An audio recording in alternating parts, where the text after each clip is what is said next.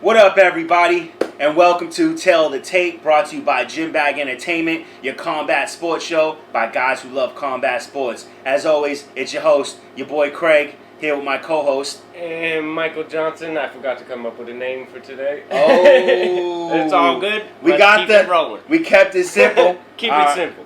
So this week we have a great show for you today. We're covering a fight, we're reviewing a fight, but we're going to give you a bonus episode where we talk about some UFC fighters who we don't believe need to hang it up, but we do believe maybe need to transition over to Bellator. So stay tuned because we will have a bonus episode for you. Not because they're not good enough, but to better their own careers. To better their own careers. But more on that in the next episode. We're going to jump right into it as always. UFC Fight Night, Overeem versus Sakai. This was Saturday, September 5th at 8 p.m., and that was in the Apex Arena in Las Vegas. We started this off in Bantamweight division with Cole Smith, 7-1, going up against the 8-1 Hunter Azure. Yeah, crazy card. Yeah. Ended up with like no prelims. Just did a 7-fight main card. Yep. Started out good though. Hunter Azure and Cole Smith, up and comers. Hunter Azure been around a little bit. Great wrestler. Mm-hmm. He got a knockdown in round one from a punch, I believe it was. Cole Smith stayed with it, but he had too many kicks going on for me. Oh, really? Like he's throwing the front kick, throwing the roundhouse, and eventually Hunter Azure gets to catches one of them kicks, takes him down. Cole Smith did all right. He ended up getting himself a takedown in round two. But then he just pressed and tried to wrestle for the rest of the fight. But Azure was the better wrestler. Yeah, I think if Cole separated and went back to the striking, it might have been a little bit better. But Cole Smith almost gets him in a choke too, late in the fight. Oh yeah. 1 second left and dude gets out of it. It was pretty back and forth, but Azure just with the better top control gets himself a good decision win. Yeah, I did like the control of Azure. I called Azure for this victory. I believe you did as well. Yeah. I thought the wrestling would just be too much. Yeah. He definitely out wrestled him. It was a little bit too much for Smith. But a good fight altogether. Yeah. This was a really good card. Cole Smith on his debut showed some good stuff, and a Tristan Conley product out of Canada. He was in his corner for the night too. Really? Yeah. So that's okay. Cool. I like it. Yep. Then we jump all the way up to the heavyweight division. Alexander Romanov, 11-0, going up against the 17-7-1 Marcos Rogério de Lima. Well, Marcos Rogério de Lima tested positive for COVID late. So we had a sub? They scrapped the whole fight. Oh, this fight was the one that got scrapped. Yeah. You're right. I was wondering why I didn't remember this fight. It's also why it made it such a short card. Yeah. They just scrapped that one. It was too short a notice to fill it. So we move up to women's featherweight division. Vivian Arroyo, 8-2, going up against 11-5 Montana De La Rosa. Women's flyweight, I believe. Is it flyweight? Yes. I say feather? Yeah, Vivian Araujo. They made it a point to make sure they pronounce it correctly because, all the time they pronounce names incorrect. Yeah. And she made sure to tell them how her name was pronounced because they were sick of her. She was sick of them calling her Araujo or different stuff. And so how do we say it? Araujo. Araujo. Yeah. Okay. That's not how it's spelled though, is it? Well, A-R-U. Yeah, so there's no D. But it's the roll of the R. You got to get that Spanish accent going. Okay, I feel you. But great fight with De La Rosa. De La Rosa gets better and better every time, but she was up against it here. She really was. She was willing to strike because she's improved so much on the striking. She was landing counter hooks and was doing really good striking. The best striking I've seen from Montana De La Rosa by far. I agree. I felt like Vivian was just a little bit too fast for her.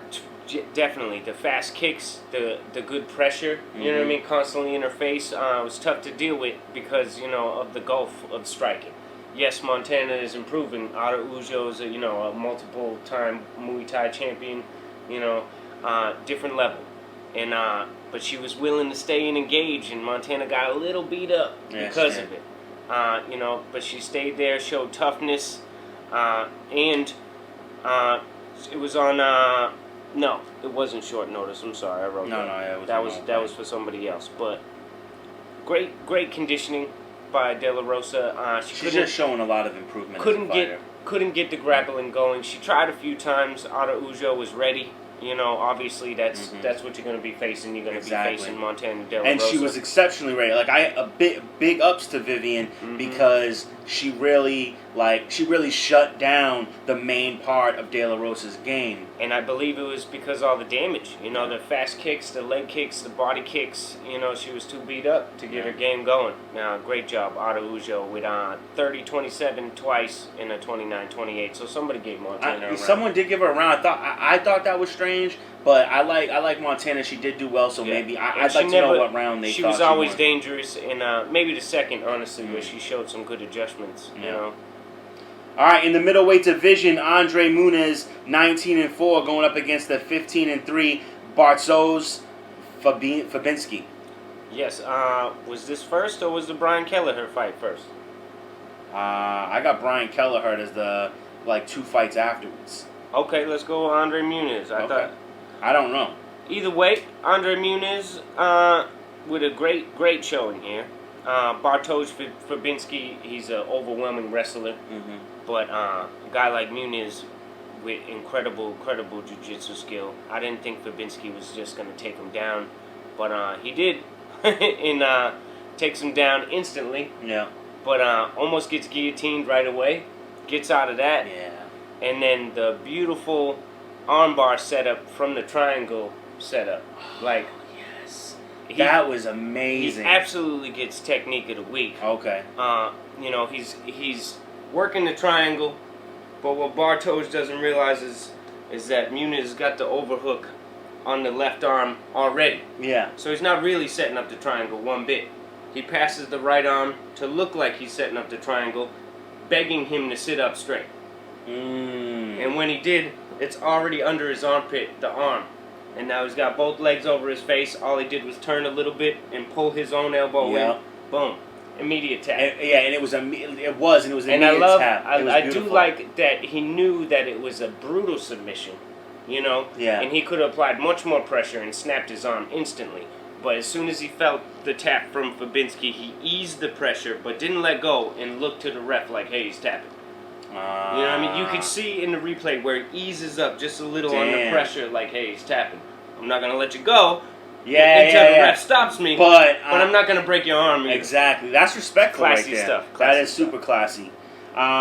So congrats to Muniz for getting the victory. And then we move on to the lightweight division. Thiago Moises, 13-4, going up against 9-5 Jalen Turner. Thiago Moises and Jalen Turner. I think this one was it scrapped? Got pushed. Yes, they scrapped. They scrapped the fight in general. Maybe that's why I don't remember this one either. Because Moises, for some reason or another, it could be COVID. You know how that happens. Yeah. But I believe they pushed Jalen Turner to the next card. With a different opponent. Do I have Jalen Turner on the next card? Because I don't think I have Jalen Turner. I thought so. But I don't. Now that you're saying it, I don't remember Thiago fighting. Oh, I seen it earlier that he's getting pushed. Maybe to another fight card. Yes. So then we're moving on to the featherweight division. Yes. We'll talk about it when we review the preview the upcoming card. But he is actually filling in for Frank Camacho. Oh, okay, Frank Camacho. Yes, okay. So he's gonna fight Brock Weaver in the upcoming card. All right, so in the featherweight division, Ricky Simon, Ricky Simone, 16-3, going up against 21-11 Brian Kelleher. Ricky Simone had to get pulled from the fight from COVID.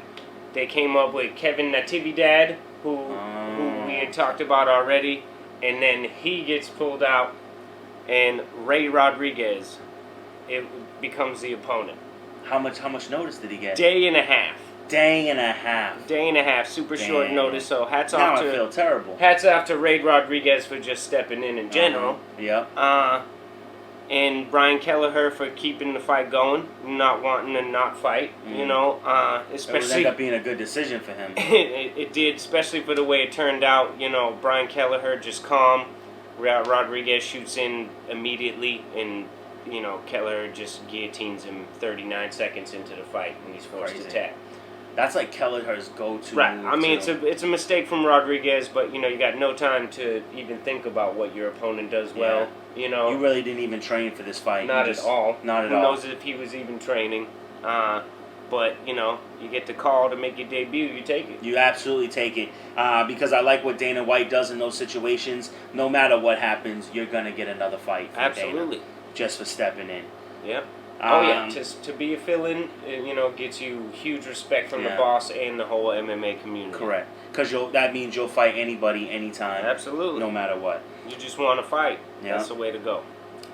In the welterweight division, Michel Pereira, 23-11 with 2 no contests, going up against the 8-2 Zalim Amadeev. What a great performance. Yes. And I love that we actually got to finally see the real Michel Pereira. You know what I mean? Yeah. Like I still with a little showmanship and a little cockiness, but you know what? I think he needs that. Yeah. It's part that will always be a part of who he is. It's part of his whole fight persona. Yeah. And I think without that, he'd probably do less of a good job. You know what I mean? And I think for a guy like him, I think with no crowd, probably hurts him a little. Because I feel like it takes that a little energy, something away. that energy is a big thing for him. Like that's because he does it for the audience. right. The performance is part of it to him. And but he showed everything. I mean, just great defense because Imadeev's a real striker. You know what I mean? Former he's pro former boxer. boxer. Yeah. I mean, he's shown some serious knockouts, even in the UFC. He showed his toughness, of course, this fight, but he got beat on the whole time. He had nothing for Michel. He couldn't catch him, and his defense was incredible. The cardio was just crazy for a guy his size in the welterweight division, and to be able to push that pace like he does, and the movement, the footwork, incredible. Round 2, he doesn't even look like he's sweating. Nope. Pretty insane. He looked like he'd go 5 rounds easy. Pretty insane. Still doing all the crazy techniques. Imadeev's definitely rewatching that and feeling embarrassed. Yeah. Getting slapped in the face. He got a new version. Yeah. When he tells I'm gonna slap you with this hand right now, and then just goes right then and there and lands it good. Or like an overhand slap to the face. Man. That was better bad. than any Nate Diaz. I was gonna say, that was a level above the Stockton slap because everybody loves the Stockton slap because when Nate does it, he does a kind of the opposite way. He slaps you, then he points at you. And they're like, I slapped you in the face. But yeah, to tell somebody I'm gonna slap you in the face with and this then hand. do it. I think Imadeev kind of deserves some of that stuff for his trash talk and he pushing Michel at the weigh-in and stuff like Mushed that. his face, right? Yeah, so he kind of deserved the beating he got, and I don't think Pereira was trying to finish him. I think he was trying to punish him. Because at the end of the first round was brutal. Oh, was. I felt like it was all pretty. But the first round, especially when I rewatched it, it looked like Imadeev didn't land a strike, and it looked like a professional versus amateur. I get you. I feel you. And he had him wobbled really bad towards the end of the round, and he stood there and let him recover. He didn't try to finish him. It was purposeful.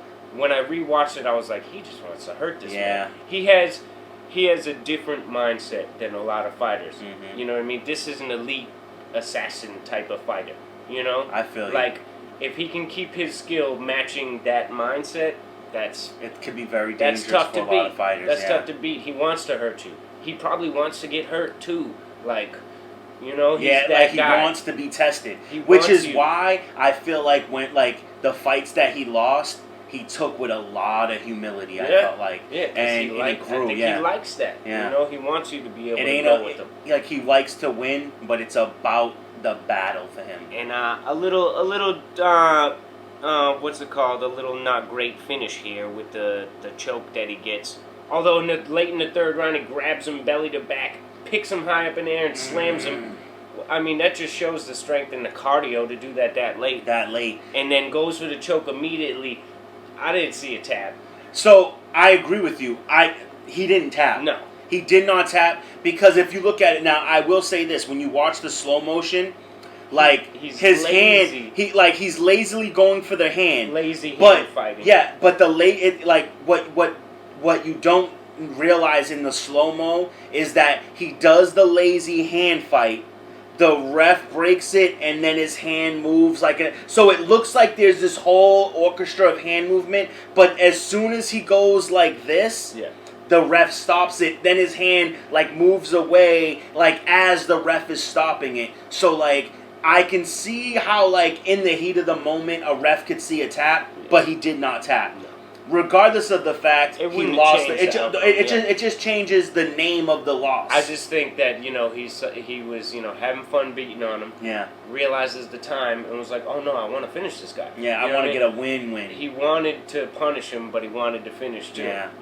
And Yeah. I think that he shows that I'm definitely right that he wanted to just Yeah, punish him 'cause all three rounds. He knew he could finish him the The whole way time. you said is perfect. To get that big of a slam that late meant he could have done that any time during the Absolutely. fight that he wanted to because he was outmatched. Because the other guy is outmatched. So the only thing I will say, and I want him right now to eliminate this move from his fight sequence, is the front flip heel kick. Yeah. Stop it. No, first of all, you're never going to land that. And if you do, the person you landed on should never fight in MMA ever again. You ain't landing that on me. And it's too dangerous to your own self, if he makes any contact while you're mid flip, you're gonna end up landing on the back of your neck or head, Yeah. and it's too high risk for no reward. No reward. If you land that and say you knock someone out with it, it's gonna be one of the greatest strikes ever landed. But it's one of those things where someone always says something's gonna happen, it never happens, and then the one time they say it, oh, I predicted it. Right. No, it's not a great move. You just happen to land it because you always throw it. I've seen Rolling Thunder kicks land. Yeah. But it's usually different. There's more sideways to it rather than straight over. Uh-huh. I've seen that once in a karate tournament. Straight over Rolling Thunder, clapped right to the mouth, knocked him straight unconscious with the heel. Yeah. I feel like that's an embarrassing way to get beat. Because it's tough not to telegraph a move like that. You're doing a somersault. Wow. you know. All right. Well, next on the list is the light heavyweight division. Ovin St. Preux, 24-14, going up against the 9-1 Alonzo Menenfield. Great fight for Ovins. I'm not bad for Menenfield. He faced some adversity and then, kind of figured out how to get his offense going. Because right off the bat, Ovins keeping him at bay with them great body kicks. Oh man, they were real good. The front kick, the roundhouse kick to the body, that left leg is nasty from Ovin St. Preux. But Menenfield realized, if I got to get in there, I got to put some combos together and get in tight. He caught Ovins a few times with some big shots. Mm-hmm. And for a guy like Menenfield, that could be the end of the fight if he catches you and stuff like that. But he lands a really good combo at the end of the first round after Ovins pretty much locked up the whole round. Yeah. Menenfield lands a good combo, realizing he's got to get inside, hits him with a good left hook, wobbles Ovins a little bit.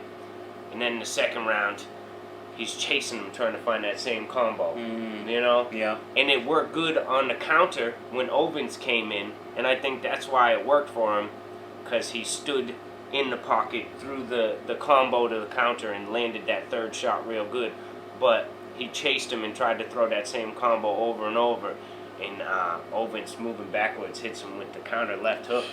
It wasn't even that pretty of a punch, because, it hits him with the forward part of the knuckles. Yeah, that's always weird, With a bent arm. Which, that just says the power of But Ovin it was St. coming Preux. good, and Menefield's bull rushing. Uh-huh. When you got a guy that big coming forward that hard, he's trying to throw his own shot, and he walks into a punch like that, it's double the power. Yeah. And that was tough. Yeah. And it was a walk-off home run, man. Face down. Yeah. Nothing to do about that. Round 2 KO, 4 minutes, 7 seconds. Good I like job it. for Ovin St. Preux. Yeah, time to move on to some more elite competition here. Absolutely. You know what though? Someone I'd like to see him fight, which I think it's more of a step sideways than a step up though, is Greg Hardy. Right. Even though it's heavyweight, if though. he wants to go back to heavyweight, Yeah. you know, he said in the post fight, either one is cool with him. Yeah. You know, he likes heavyweight because he is big. You know, and he likes light heavyweight as well. You know, I think he should stay at light heavyweight. I think that's where he shines. You know, personally. All right. Well, in the main event of this card in the heavyweight division, Alistair Overeem, 46-18, 1-0 contest, going up against the 5-1-1 Augusto Sakai. Yeah, I think both men showed some real good stuff in this fight. Mm-hmm. Good battle. Overeem showing that he's still getting better. You know. Yeah. Which is crazy. No decline. 40 years old. You know. Sakai definitely is only going to get better. You know, such a young guy. He really impressed me with his cardio. You know, you look at his body, you don't think he's got cardio like that. But the man pushes the pace. You know, he throws 5 and 6 punches at once. You know, like he never throws like one shot at a time. I like that. You know, I always like that style. Always coming forward, and you know he was putting it together. Had Alistair covering up early.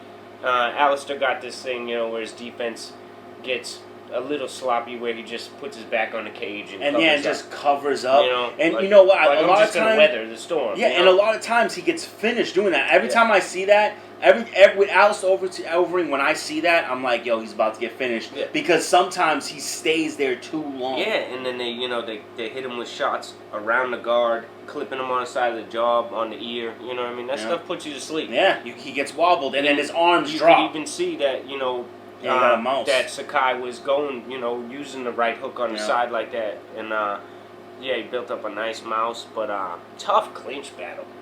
You know what I mean? It seemed like they were against the cage for a lot of the time, but it wasn't boring. No. A lot of the time, you know, guys pushing against the cage. And just standing in place. But, I mean, these two with knees to the body constantly, switching each other against the face. I was really constantly. seeing what you were talking about. Like, When he doesn't he go for the underhooks. plum, he just underhooks and goes. And I feel like if he did reach up for the plum, you'd have guys in some real trouble. Right. But I feel like he's, like, trying to pull your body in for that big body knee, too. But great work by Sakai, too, to realize that. And he was pushing the hook out and landing his own knees while pushing the underhook out. And, both of them probably peeing blood later. You know what I mean? Their bodies all beat up. Yep. Sakai, a bloody mess. Both of his eyes and his nose. You know, he had a nice cut on the eyebrow. Late, I think, maybe round 4, when Sakai pushes him up against the fence again. Lands a sneaky elbow through the guard. Cuts Alistair in the hairline, and then when you see him separate, Alistair's just pouring down his forehead. It really got really nice. Didn't he cut Sakai up too? I felt like Sakai. Yeah, Sakai was all cut up. Yeah. Both all around the face. You know, that started early, honestly. Spinning kick to the jewels from Alistair. Oh, that was rough, man. That showed real toughness from Augusto Sakai. He didn't even go down. Yeah, that was brutal, bro. I mean, it's one thing when you catch like a roundhouse, or maybe an uppercut or something like that. A spinning back kick where the heel catches you right flush in the cup straight. That was vicious. It's a tough one, man. That was a tough one. He sucked it up and fought through it. But Alistair with that ground control was, you know, name of the game, obviously, and that's what he's been showing. Some good elbows from the top. That's what he's been showing. He drags him down in round 4. He's beating him up. I think Sakai was definitely gassed by then. Round 5, he drags him down again the same exact way. DC was talking about the sloppy takedowns. Was shocked that he was able to drag him down like that twice. I think that just shows that he was gassed. And then there in the 5th round, he hits him with 5 unanswered brutal strikes. And it's a good stoppage. He complained a little bit, like, hey, what? You know, but no. It would have just been more of the same. 3 nasty elbows in a row, and then 2 brutal hammer fists, and the ref said, okay. Yeah, you got to.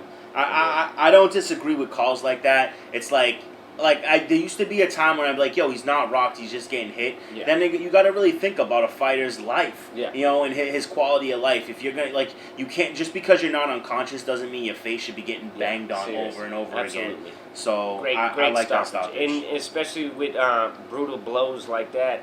I mean, those hit so hard. For a ground and pound from a heavyweight, yeah, you can't take 5 unanswered strikes like that. Not at all. Yeah, great job. All right, so before we get into this next card, a topic I really want to bring up is the move of John Jones into the heavyweight division. John Jones vacates his light heavyweight title. At first,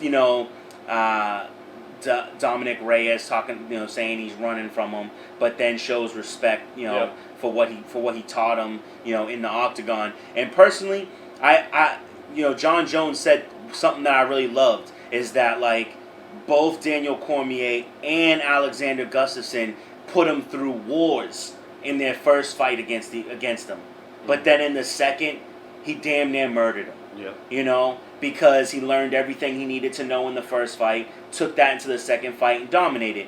Now, would he do that against Dominic Reyes? I don't know. Would Dominic Reyes take everything he learned from John Jones? It could go the other way. It could go the other way. But to say John Jones is running from anything. I would, and I'm a John Jones hater. Yeah. I mean, I might have a card that makes me an official member of the Yeah. John Jones hating club, but I would never say the man would run from a challenging fight. Exactly. No. And I mean, I think he's running to the challenge. Yeah, to the challenge. He wants a bigger challenge. Exactly. And here's the thing. I also think that he looks at it as a way to patch a bigger money too. Yeah, exactly. Yeah, he's gonna get the bigger money fights. I think he believes when he makes this jump that he's the faster fighter. But here's the other thing. I think a lot of people forget about this, and it actually made me mad the first time I saw it for somebody else. But when John Jones first reigned hellfire over the light heavyweight division, and he had beaten everybody through Daniel Cormier, he said, Dana, I want to go up to heavy. And Dana said no. Mm-hmm. But then Conor McGregor came into the picture and said, I want to go up to light. Yeah, sure, go get those 2 belts. Then Amanda Nunes says, I want to go up to feather. Yeah, sure, go get yourself 2 belts. You know what I'm saying? John Jones would have been the first, might have been, and probably, I honestly believe with the talent that was around, he probably would have been the first 2-weight champ. Yeah, because I mean, he could have fought the likes of Cain Velasquez or even Brock Lesnar at the time when Brock held the title. You know what I mean? Which they're talking about possibly trying to set up. I don't see that as a fight that I want to see. I don't see that. Dana White says that that's a perfect fight to introduce John Jones into the division. I don't like it at all. Brock Lesnar is someone I'm not excited for. If he runs through Brock Lesnar, the excuses will be that Brock's old or that he's not a real MMA fighter. Yeah. Even though the man was a 2-time champion. 2-time champ. Against some solid competition, like some of the best that MMA's ever seen. Beat real competition. Yeah. But I will say this, Alistair Overeem has almost a non-existent gas tank. You know, he had trouble with his gas tank in WWE. Oh, you mean Brock Lesnar? Oh, you said Overeem. Did I? Yeah. Damn, I do that all the time. But he meant Brock Lesnar. Brock Lesnar has almost no gas tank. He had trouble in WWE, and that's performance art. Mm-hmm. You know what I'm saying? So he doesn't really have the tank. He doesn't like to get hit, and he's just a fast, strong fighter. Like John Jones will outsmart him. Yeah. I don't like that. Absolutely, he would just take him with the IQ. You know, I think that he would need a younger fighter too. Yeah. You know, and Jones is still in his prime. The money fight we all know is Francis Ngannou. Yeah, absolutely. Everybody wants to see that. You know, I think we've both said it before. You know, he's the one thing he loses that he had in the light heavyweight division is the strength. Right, and you're talking maybe the strongest heavyweight, definitely the most powerful striking heavyweight in Ngannou, but definitely doesn't have the IQ or the technique that John Jones has. So, that's a super, super interesting fight. Super interesting. And I think we both would agree that because with the type of power that like Ngannou possesses, because a lot of the time when you got a technical fighter versus a wild guy, it's like, weather the storm and you got him. Yeah. You can't weather that storm. No. Of Ngannou. You can block it's tough. and still get knocked out. Mm-hmm. You know what I mean? You could cover up and still get knocked out. That power is different. And he does come wild, so it makes it weird to try to evade and defend. Look at Rosenstruck. He was doing the right things, goes for a counter shot and gets knocked out. Gets knocked out. You know what I mean? Like, So- that was the right thing to do Yeah. in a wild situation with a man chasing you. You know what I mean? Because you can catch is him to dip and because go he's for a wild. counter. Yeah. But Ngannou got hit and punched through it. Yeah. You know what I mean? So And that's the thing with Ngannou and Jones is like you're looking at two guys with pretty decent chins Yes, too. right. So that's another thing we've never seen. I don't even think we've seen John Jones rocked, let alone knocked out. no, never with his legs wobbled. Exactly. You know? And I mean I I've think seen him take shots that hurt. big shots, yeah. That hurt and Uh-huh. noticeably hurt him. Especially But- from Alexander Gustafsson. But never, and Thiago Santos. yeah. But That's true. never to where he was wobbled. You Yeah. know, no. And he has an impeccable I've seen him job. eat a bunch of straight left hands from Dominic Reyes too, but he, never wobbled. Never wobbled. And, even though as great of a champ as he is, I don't want to see him fly right to a title shot. No, I don't like the idea of that for anybody. I didn't like the idea of that for Conor McGregor. I think that's, just because a guy, it's a whole different division. Just, that shouldn't earn you a shot at the champ above you. I feel like the only person... Anderson Silva didn't do it. No. Anderson Silva wanted to go fight 205, and he fought guys that He had were to fight lesser. Forrest Griffin. Yeah, he fought James Irvin too. Oh, okay. First. Oh, You know what I James mean? Irvin was first? I remember him fighting Forrest Griffin, and at least Forrest Griffin... He caught the roundhouse from James Irvin and knocked him out with one right hand. Damn. Yeah, that was nasty. Damn. That was like maybe 40 seconds in, too. Really? Yeah, it was like Wow. a quick one. That was his first fight at 205. That's crazy. And I thought for sure, oh man, he's going to be the 205 champ Yeah. too. You know? I felt like the he only should have been person... the first double-weight champ. I felt like the Anderson. only person to make the jump in weight class to have the two belts that made sense was Amanda Nunes because there wasn't really anybody to go through. Right, who else was there to fight? Yeah, like they had people who were in both divisions like Jermaine Durandamy and Holly Holmes, Right. but they were in her weight class as well and below her, so it makes sense to make that jump.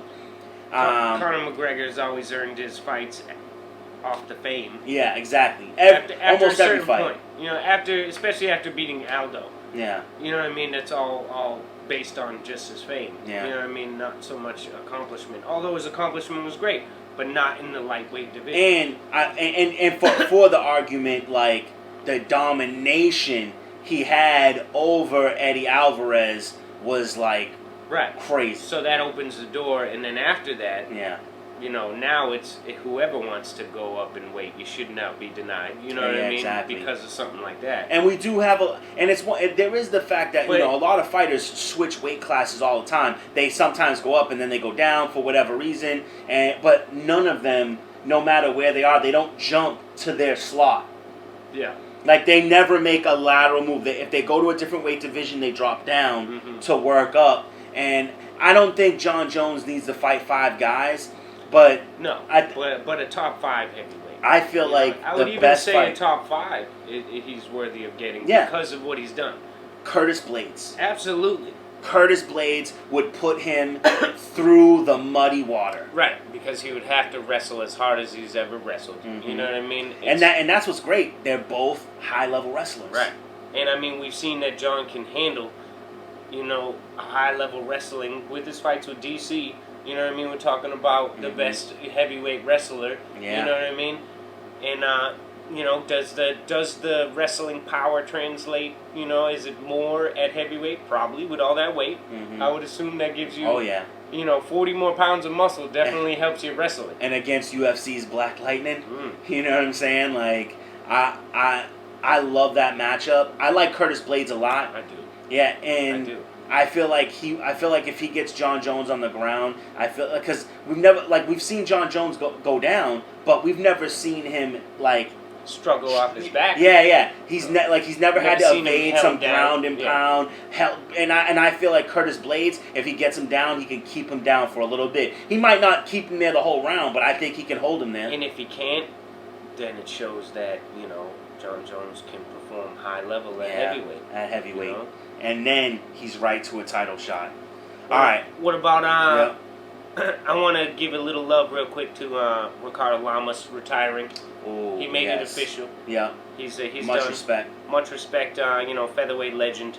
And to go out on a victory. Former title challenger, yeah, gets that nice win against a newcomer, Bill Algeo, last event, you know, and yeah, thanks to all the years, Hector, Ricardo, my bad. That was, you know, just upsetting to hear, because he's not so old. Yeah, and he's a fighter you like to see. Like when you know And he's on a card. always be good. Yeah, when he's on a card, you look forward to watching the fight. But yeah, thanks for all the great fights and all the good memories. We All the way back to appreciate WEC, you know. Yeah. Yeah, he's been around for a while, just not old. What about the return of Nick Diaz? Possible 2021 return.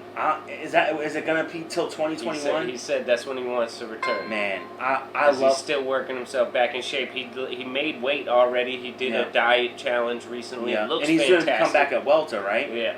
Man, and you know what? I saw a call out that I actually really like. I think it's a high up for him, but I think he'll accept it. Is Darren Till?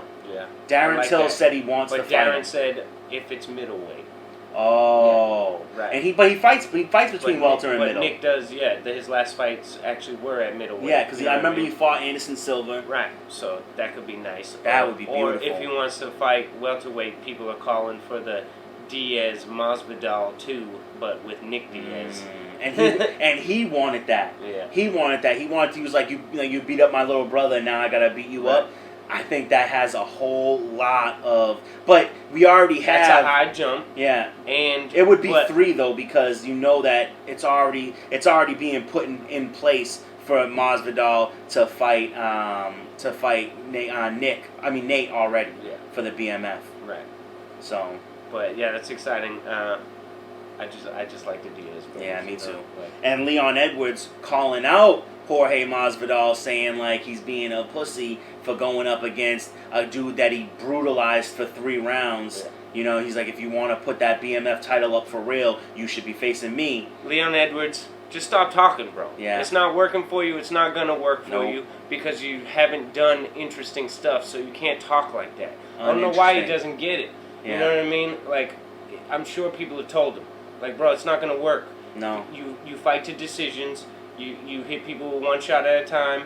You fight smart like Neil Magny. Yeah. And that doesn't get you pay-per-view buys. And that doesn't get you title shots. And it definitely doesn't put you in line for a BMF. And Nate Diaz said, he was like, you got yours in the back. Yeah, you got yours in the back. And I totally agree. From a BMF. And I totally agree, because what Diaz is trying to tell him is like, the BMF title is for dudes that are about this life, Leon Edwards. Yeah. You wanted to run your mouth to a dude in the backstage, and he shut you up real quick. Mm-hmm. You know, he told you to come to his face and say it like a man, and you walked up thinking nothing would happen, and then you're like, why did he punch me? Oh, he's a bitch for punching me like that backstage. No, bro, sorry, you're a bitch for saying something and not walking up ready. Yeah, but to be clear, he put his hands up. Right. And Masvidal was like, that's fight. Why are you walking up with your guard up? Why not you, if you want to be hard, walk up and strike, bro. Yeah. You know what I mean? If you want to act like you're about that life, I mean, if you're not about that life, it's fine. Yeah. And there's nothing wrong with that. No, not at all. But what I'm saying is stop talking like you are. Yeah. Because, you know what I mean? He's on the Twitter and the Instagram saying way more brolic stuff than even Masvidal be saying. Like, you know what I mean?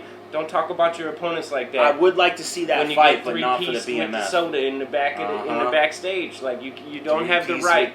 And when your name pops up on the table with Dana White for you know these high level matchups, you're not making him big pay-per-view buys. He's not going to put you in them because fights. No one's we're excited to see you fight because we're true fight fans. And we like your skill. You're great, but show us you're interesting and you'll get these fights, bro.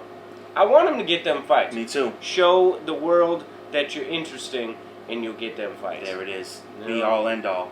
All right, let's hit this card so we don't run out of time like we always do. UFC Fight Night, Waterson versus Hill. That's this Saturday night, the 13th. I believe Saturday the 13th. Once again in the Apex Arena in Las Vegas, and we're gonna jump right into the women's flyweight division. Serena Mazo, 8-1, going up against the 7-2 Justine Kish. Sabina, actually. Sabina. It's a B. Yeah. Oh, I said Sabina Mazo, Justine Kish. This is a good fight. 2-1 for Sabina Mazo in the UFC. She's got wins against Shana Dobson and JJ Aldrich.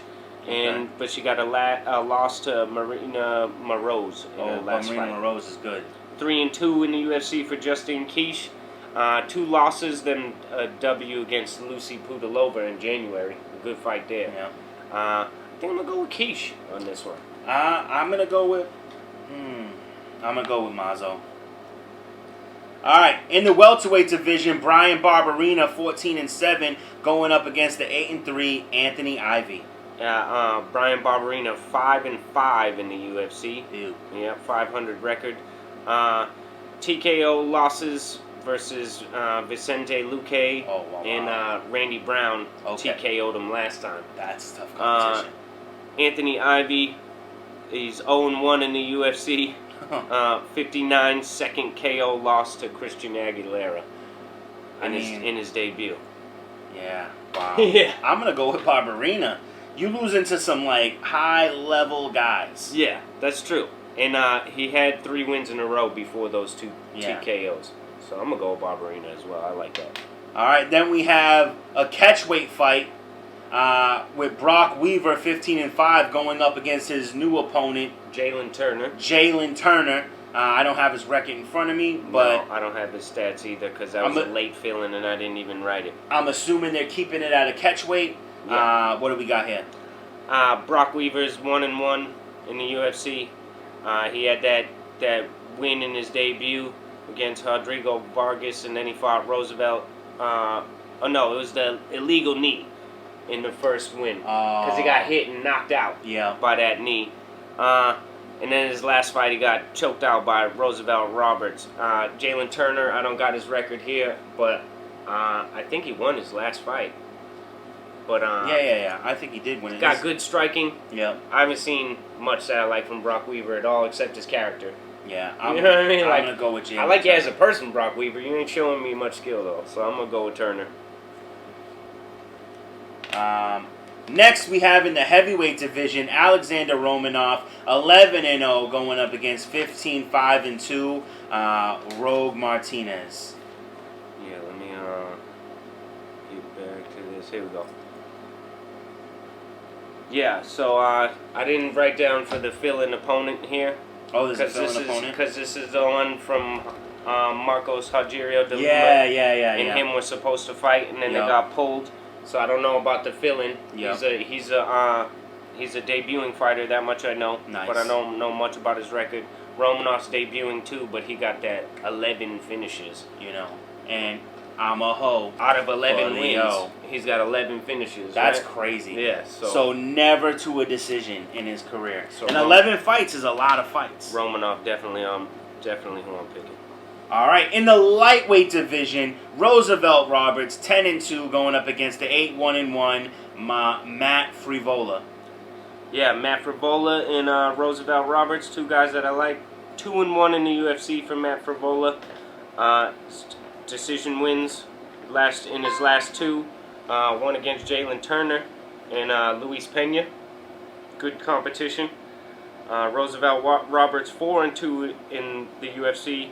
He had that, like I said, that rear naked choke win over Brock Weaver. Mm-hmm. And then he lost by armbar to Jim Miller. Yeah, that was a bad in June. Yeah. But, Jim Miller as good as they come on the ground. I'm a fan of Roosevelt Roberts. I'm going to pick Frivola. I like Frivola quite a bit, and he had that good win against Luis Pena. Awesome.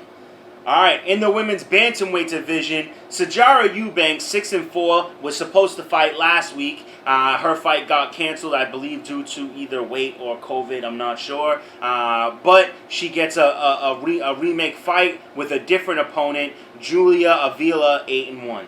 Yeah, I don't remember who the original opponent was. I have it right here. But Sajara, 3-2 in the UFC. She had her trouble. She trying to fight at bantamweight. Yeah. Decision losses versus Aspen Ladd and Betch Correia at bantamweight. It was Carol Rosa.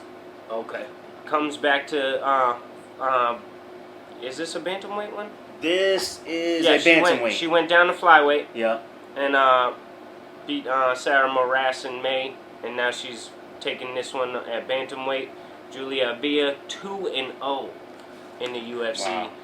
Decision win over Penny Kianzad, was a good fighter, in a 22-second TKO of Gina Mazzani earlier this year, May. It's a tough one. Yeah, that was one of the best women's KOs that I've seen, honestly. 22-second decimation. I think Abia is destined for bigger things. It's only her third fight in the UFC. I think she's going to keep going. I feel you and I believe it. I know how I just much you like love Sarge. Sijara Eubank. Sarge is my girl, and I want to put some faith in her. I think she's revamped her game. I'm gonna hold on for one more fight, and I'm gonna believe in my girl Sarge. If she gets this one, then she's definitely making the climb. She's on the incline. Yeah. You know, because there was a time where our girl Amanda Nunes got beat by Kat Zingano. It's true. It shit happens. You know, Yeah. so let's see what happens with Sarge. Mm-hmm. And then for the main event of the men's flyweight division, Matt Schnell, 14-5. For some reason, they're trying to call him Matthew Christopher, going up against the 19-11-1 Tyson Nam. Yeah, Matt Schnell, 4-3 in the UFC. He had 4 wins in a row, and after starting bad, but then he had 4 wins in a row, and then he got KO'd in December 2019 by Alexander Pantoja. It was a tough fight. Tyson Nam had a hard time to start his UFC career too. 2 losses in a row, tough decisions versus Sergio Pettis in his last UFC fight, and Kai Kara France. Kai Kara France, boss. And I mean, it was unanimous to Pettis. He really got worked there, but it was a split decision against Kai Kara France. But then finally gets his big win against Zaruk Adeshev. Adeshev, yeah. Yeah, in June, I believe it was. 1-punch knockout, nasty KO. Yeah. Nam got power in the hands. Schnell well-rounded. I think Schnell is probably looking good for this one. I like Schnell a lot. I've liked him ever Unless since he gets hit with a big counter shot. I liked him ever since he was on the championship episode, season of The Ultimate Fighter. You know, they brought in champions from the flyweight division all over the world to try and to find the best one to go ahead and beat Mighty Mouse. He was part of that. I liked him a lot. Tyson Nam, I don't like Tyson Nam because when he's getting beat, he smiles at you and looks at you like he's actually like the dominant fighter. He looks like a villain from like a teen drama. He weathers damage too easily. Yeah. Like, you know what I mean? It's hard to hurt him, so Yeah. he doesn't change his game plan Exactly. enough, to try to go for the win. He just sits and He waits. thinks durability is like And he's like, is like a win category. I just got to get this one on you. Yeah. But he's kind of right. It is true. It is true. If he lands that one, it's over. All right, to start the main card, we have Billy Quarantillo, 14-2, going up against the 13-3 Kyle Nelson. Billy Quarantillo, 2-0 in the UFC. Submission wins, one against Jacob Kilburn.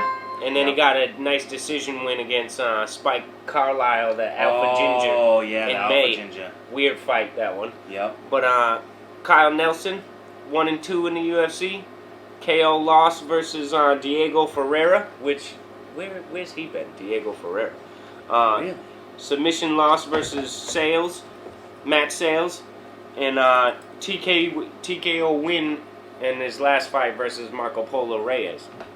So finally got himself a win in the UFC, Nelson. I like Quarantillo. I do too, and he showed a lot against Carlisle. All right, in the lightweight division, returning again after a very recent fight. He's fought a lot this year. Bobby Green, 26-10-1, going up against the 15-2 Alan Patrick. Yeah, I like this. Bobby Green was originally on the prelims when the main event went down and Angela Hill and Michelle Watterson got moved up. He got moved up to the main card, so that's pretty cool. I like Bobby Green. Deserves to be on the main card. He had a good decision win versus Clay Guida and a big decision versus Lando Venata on August 1st. Mm-hmm. And great fight versus Venata. And I like Bobby Green a lot. He's definitely on the upswing. 7-5 in the UFC, but he's on the way up. Exactly. Alan Patrick hasn't fought since 2018 in the UFC, where he lost by TKO to Scott Holtzman. So Scott Holtzman is tough, though. Yeah, but he hasn't been in action. Yeah. And Bobby Green has been on a tear. Active. So Bobby Green. And I always gotta go kind of with the active fighter. Yeah. You know. I always like the active fighter, and I just like. And Bobby you know what? Green. Just a quick little note that last week I think we picked mostly all the same fighters, but I know the only fight I got wrong was picking Montana De La Rosa, but every other fight I picked the winner. So I felt pretty proud about that. Yeah, I think there was only one that Vivian. you went opposite on me, because I think that was. We got the check next to Yeah. Vivian Araujo. Yeah, exactly. Araujo. Yeah, I think I might have got one wrong though. I think, because you went with her, so there must have. I got one wrong. You had to have got one wrong because we went opposite on another fight. Yeah. Yeah, I don't know. All right. Well, anyways, to keep it moving, women's flyweight division, Roxanne. I picked Bartosz Fabinski, and he got tapped out by Andre Muniz. Yeah. There it is. Yeah. In the women's flyweight division, Roxanne Modafferi, 24-18, going up against the 11-4 Andrea Lee. Yeah, it's a good fight. Roxy, you just easy fighter to love. Yeah, easy fighter to love. Super easy fighter to love. She's on a skid. Really needs a win here. She's 3-4 in the UFC, so she's in the negative. We never want to see Roxy do bad. No, she had I love Roxy. Decision win over Macy Barber, which a little controversial because of the knee of Barber. Exactly. We don't know if how that would have gone, but big loss to Lauren Murphy last time. And Lauren Murphy put it to her. she really did. Yeah. She really did, and it showed us, that Roxy's got some work to do. Mm-hmm. She wants to get to the top 5. Andrea Lee, 3-2 in the UFC. Decision loss versus Calderwood, and decision loss versus Murphy in their last 2 fights. They both lost to Murphy. Both lost to Lauren Murphy in their last fight. All right. I can never go against my girl, Roxanne, all day. I'm refusing to pick against Roxy. All right. In the lightweight division, Ottoman Azatar, 12-0, going up against 16-6 Kama Worthy. Yeah, Kama Worthy, I like a lot. Kama Death Star Worthy. That's a great name. Had that big KO versus Devontae Smith in his debut with the big right hand, and the submission win against Luis Pena with the guillotine in the competitive fight. Oh, yeah. Violent Bob Ross. Otman Azatar, big KO win in his debut against Timu Pakalan. She punched him. Timu even got the arm up. He went for the jab, I remember, and he went with that overhand, and it came over the arm, right behind the ear, face down. Nasty knockout. And guy's record is full of KOs in general. That's gonna be. This is a tough one right here. That's actually an awesome co-main event. Yeah. You know what I mean? It really is. Because we're gonna see who goes to the next level. Mm-hmm. This is a tough one, man, because I'm a hoe for the O, but I like Kama Worthy. I'm not gonna go against Kama Worthy. I'm going with Kama on this one. Then you know what? I'm gonna split it up. I'll go with Ottoman. Yeah, that kid is hungry. He is hungry. And knockout power, but I think they both have it. Oh yeah. All right, and then the main event, Michelle Waterson, 17-8, going up against 12-8, Angela Hill. Most noteworthy, Angela Hill, first black female headliner in UFC history. Big moment. I love it. Fantastic. There was an additional fight for the main event. It gets taken down, and instead of bringing up another male fight, Dana White lets these women take the main event. I think it's fantastic. Angela Hill, very deserving of a main event anyways. She's been on a super tear. And turn that corner. She's just a great fighter anyways. Michelle Waterson, also deserving of a main event. Both great fighters. Great to see the women on the top of the card. Especially a male-dominated card with the women at the top. I like that because usually when it's a female main event, it's more female-filled, the card. Yeah, you know what I mean? Exactly. And I like this here a lot. And I love this fight. Michelle Waterson, 5-4 in the UFC. Both of these girls vets of the UFC. She had 3 wins in a row. Michelle Waterson before losing that decision to Joanna. And then losing the decision in May to Carla Esparza. That was a tough loss. That was a tough loss. Carla put the wrestling on her. Yeah, you know what I mean? And really relied on that. I really thought that was her fight, too. Yeah. Angela Hill, 6-6 in the UFC, 500 even. Wow. I didn't realize it was that bad. Because of a rocky start, but Yeah. we know with her, But I think with it was- a lot of great fighters, you know, where you're not taking it serious enough, you know, having trouble finding your weight class. Yeah. But I also think it was because I feel like Angela Hill was that fighter who got thrown into fights. Absolutely. Like, I don't know necessarily Well, 'cause short she's- notice, but she's that female fighter that will fight whoever, Anybody, yeah. anybody, anytime, anywhere. and because she took those fights, it like the lesson she learned, I feel like it elevated her game. And I think when she came into the UFC, she was bouncing around fight camps, you know, didn't know where she was training exactly. She found a home now, you know what I mean? She bought herself a house, you know, she's done a lot of growing up, and that turns a corner in your UFC career. She had 2 big wins, TKO versus Carnelossi, that big bull, TKO versus Hannah Cyphers, decision win versus Loma Lubunmi, the Thai fighter there, and then She did good in that fight. she had that decision loss to Gedalia last time, which I call BS on that. I hear you. I mean, it was a split decision for Gedalia, but I had that 29-28 for Angela Hill in my book. You know, that fight. I had that definitely for Gedalia. I mean, definitely Angela Hill. But you know, she got the loss there, so they're both coming off a loss. I think Angela Hill's got something to prove. I'm all about. I think More than Michelle Watterson. Watterson. She's been is- to the top. I And feel like couldn't- she's and a couldn't do gatekeeper. it. Yeah, and She's a couldn't do it. gatekeeper. We haven't seen Angela in her top form until now. Yeah. You know what I mean? And now's the time to and see. she's way too hungry. Now's the time to see if she can break that top 5 and go for that title. Yeah. You know? And Because not winning for both these fighters, not winning is like a straight shot to the bottom. Like I feel like with a UFC record like Yeah, that, I mean, I think for sure Watterson. I mean, Angela Hill is shown to be competitive, whether it's a loss or not, and she's interesting. You heard that, Leon Edwards? super interesting. Which will keep her without getting fights. without having to talk a lot, she's interesting. Right, which will keep her getting fights. Yeah. You know, and yeah, see, when I say interesting, it's your fight style, what you do in the ring. What you You do know in the what I ring, mean? yeah. It's Yeah. not always just about outside the It's ring not either. your mouth. Nobody cares about that. You know? Unless you're although- exciting in the ring. Yeah, right. Because Angela Hill says some crazy stuff, and it sounds great. Like I don't know if you follow her Oh social no, media I didn't. with her hashtag BFS. Oh. Bitch effing season. Ah. That's what she says. She writes it out too. Wow. Like it's bitch effing season. Like Damn. yeah, she don't play around. She's a beast. and That's dope. She's hungry for this fight. Awesome. All right, I'm looking forward to it. All right, so that's all we have for you for this episode. Make sure you check out the bonus episode. We're going to be talking about UFC fighters who should make their way to Bellator. And until next week, we'll see you in the octagon. Have a good night.